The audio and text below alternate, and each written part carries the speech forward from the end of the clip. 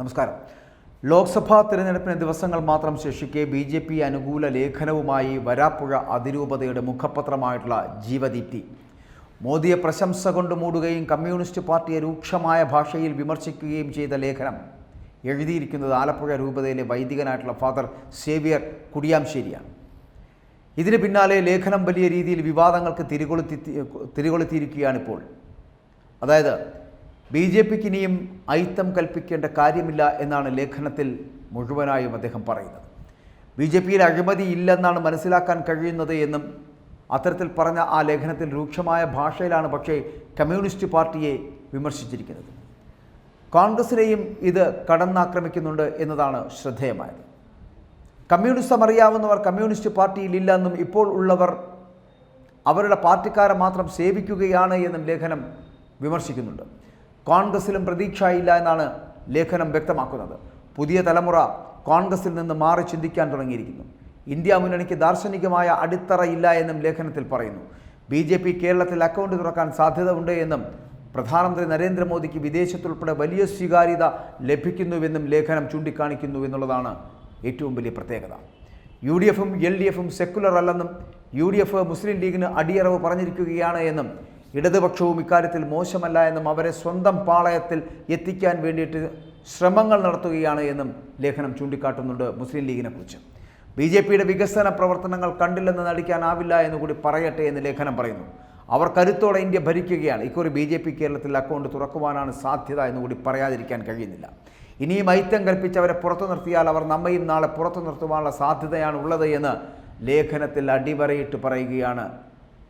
അതേസമയം കേരള സ്റ്റോറി പ്രദർശനവുമായി ബന്ധപ്പെട്ട വിവാദം കെട്ടണയുന്നതിനിടെയാണ് BJPക്ക് താങ്ങാവുന്ന മറ്റൊരു നിലപാടുമായി ഒരു ക്രിസ്തീയ സഭ കേരളത്തിൽ വീണ്ടും എത്തുന്നത് എന്നുള്ളത് ശ്രദ്ധേയമാണ്.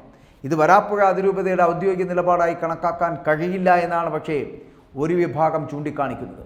എന്നാൽ സമീപകാലത്ത് കേരളത്തിൽ നടന്ന കാര്യങ്ങളുമായി കൂട്ടിവായിക്കുമ്പോൾ ഇത് എഴുതിത്തള്ളാൻ കഴിയുന്നതല്ല എന്ന് മറ്റു ചില അഭിപ്രായങ്ങൾ കൂടി ഉയരുന്നുണ്ട്. ഇത് മാത്രമല്ല, തൃശ്ശൂരിൽ സുരേഷ് ഗോപി മത്സരിക്കുന്ന സാഹചര്യത്തിൽ സഭയുടെ വോട്ട് എങ്ങോട്ട് പോകുമെന്നത് ഇനി എല്ലാവരും ഉറ്റുനോക്കുകയാണ് എന്ന് പറയേണ്ടി വരും. കേരളത്തിൽ അക്കൗണ്ട് തുറക്കുവാനായി പഠിച്ച പടി 18 പയറ്റുന്ന BJP തുടക്കത്തിൽ തന്നെ ക്രിസ്ത്യൻ വിഭാഗത്തെ കൂടെ ചേർക്കുവാനുള്ള പ്രവർത്തനങ്ങൾക്കാണ് നേതൃത്വം നൽകിയിരുന്നത്. ഇതിൻ്റെ പ്രതിഫലനമാണ് കേരള സ്റ്റോറി വിഷയത്തിൽ ഉൾപ്പെടെ കണ്ടതെന്നാണ് ഇപ്പോൾ വിലയിരുത്തൽ വരുന്നത്. അങ്ങനെ കേരള സമൂഹത്തിൽ ലോക്സഭാ തിരഞ്ഞെടുപ്പുമായി ബന്ധപ്പെട്ട് വരുന്ന വിഷയങ്ങൾ വരുമ്പോൾ മതേതരത്വ മുഖമുണ്ട് എന്ന് പറഞ്ഞു വരപ്പെടുന്ന കമ്മ്യൂണിസ്റ്റിനും കോൺഗ്രസിനും തിരിച്ചടി നൽകുകയാണ് ക്രിസ്തീയ സഭ. വരാപ്പുഴ അതിരൂപതയുമായി ബന്ധപ്പെട്ട് വരുന്ന അവരുടെ മുഖപത്രമായുള്ള ജീവദീപ്തിയിലാണ് ഇങ്ങനെ ഒരു ലേഖനം എഴുതിയിരിക്കുന്നത്. വൈദികനായിട്ടുള്ള ഫാദർ സേവ്യർ കുടിയാംശ്ശേരിയുടെ വാക്കുകളിൽ നിന്ന് മനസ്സിലാക്കാൻ കഴിയുന്നത് കേരളത്തിൽ താമര വിരിയേണ്ടത് ആവശ്യമാണ് എന്നും കേരളത്തിലെ ഒരു വിഭാഗമെങ്കിലും ക്രിസ്ത്യൻ സമൂഹം BJPയോടും മോദിയോടും അനുകൂലമായിട്ടുള്ളൊരു നിലപാട് സ്വീകരിക്കുന്നുവെന്നും പറയേണ്ടി വരും. പക്ഷേ എല്ലാ സഭകളും ഈ കുരിയാശ്ശേരി അച്ഛനോട് യോജിക്കുന്നുണ്ടോ എന്നുള്ള കാര്യത്തിൽ വളരെ എതിരഭിപ്രായങ്ങൾ, രണ്ടഭിപ്രായങ്ങൾ കൂടി വരുന്നുണ്ട് എന്നുള്ള കാര്യത്തിൽ സംശയമില്ല.